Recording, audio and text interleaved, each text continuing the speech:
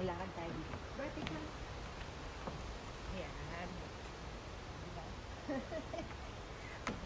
Naka-high heel pa raw. Kaya alam, baka magpalit ako ng slipper mamaya dahil yung bumabaon sa sahig. Chinelas na lang ako mamaya. Malamig pa dito kaya nagdoble ako. Mamaya natin lalabas yung likod-likod na yun. Ayan na, nakalabas yung likod-likod.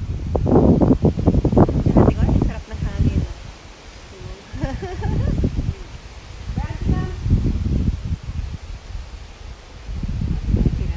As usual, pinapanood na naman ako ng mga yan, yung mga nasa kabilang bahay.